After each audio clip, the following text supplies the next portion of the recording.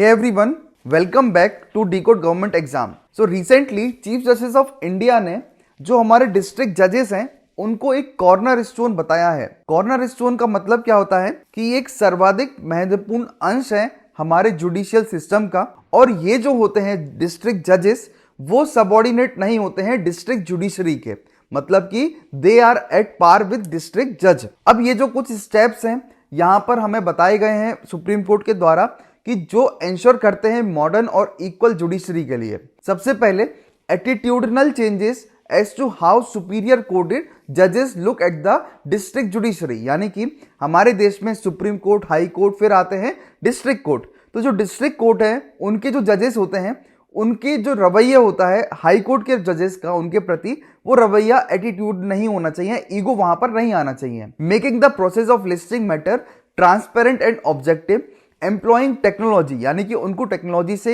एक लेस किया जाए जिससे कि वो एलिमिनेट कर पाए element of human interface in the listing process. Better infrastructure मिले जिससे कि वुमेन टॉयलेट्स होते हैं वो इस तरीके के इंफ्रास्ट्रक्चर बनाए जाए डिस्ट्रिक्ट कोर्ट के अंदर। अब यहां पर हम सबसे पहले तो ये देखेंगे कि जो डिस्ट्रिक्ट जजेस होते हैं वो एक हाईएस्ट जुडिशियल अथॉरिटी होते हैं पूरे डिस्ट्रिक्ट के अंदर, और उनके पास ओरिजिनल एंड अपेलेट ज्यूरिसडिक्शन होता है सिविल एंड क्रिमिनल दोनों केसेस में।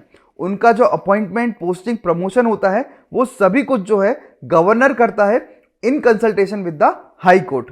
क्वालिफिकेशन की बात करते हैं डिस्ट्रिक्ट जजेस का, तो 7 साल का उनके पास क्या है एक्सपीरियंस होना चाहिए एज ए एडवोकेट और ए प्लेजर, ठीक है। दूसरा यहां पर should not already be a employ, यानी कि वो सेंट्रल और स्टेट गवर्नमेंट के अंदर एम्प्लॉय नहीं होने चाहिए, और जो इनका रिकमेंडेशन है वो हाई कोर्ट रिकमेंड करता है डिस्ट्रिक्ट जजेस के अंदर। अब हम यहां पर थोड़ा सा विश्लेषण ये भी देखेंगे कि हमारे देश में जो जुडिशियल प्रणाली है वो कैसे काम करती है। तो सबसे ऊपर सुप्रीम कोर्ट, फिर हाई कोर्ट। हाई कोर्ट के बाद 2 पार्ट में डिवाइड हो जाता है, एक होता है मेट्रोपॉलिटन कोर्ट और फिर होता है district and session court.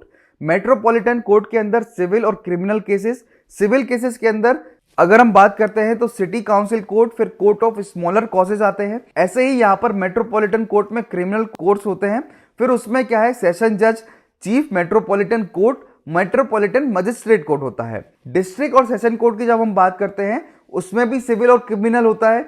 Civil के अंदर डिस्ट्रिक्ट कोर्ट, सब कोर्ट, प्रिंसिपल, जूनियर सिविल जज कोर्ट और मुंसिफ कोर्ट आते हैं। ऐसे ही यहाँ पर क्रिमिनल कोर्ट होता है, क्रिमिनल कोर्ट के नीचे सेशन कोर्ट, फिर जुडिशियल मजिस्ट्रेट कोर्ट यानी कि फर्स्ट क्लास कोर्ट जिसको बोलते हैं, और judicial magistrate court second class होता है यहाँ पर। तो इस तरीके से पूरी जुडिशियल प्रणाली जो है हमारे देश में निचले स्तर पर काम करती है, जो कि काफी ज्यादा हेल्पफुल होता है। तो thank you so much for listening this. Good bye everyone. Like, share and subscribe करते रहिए डिकोड गवर्नमेंट एग्जाम के लिए।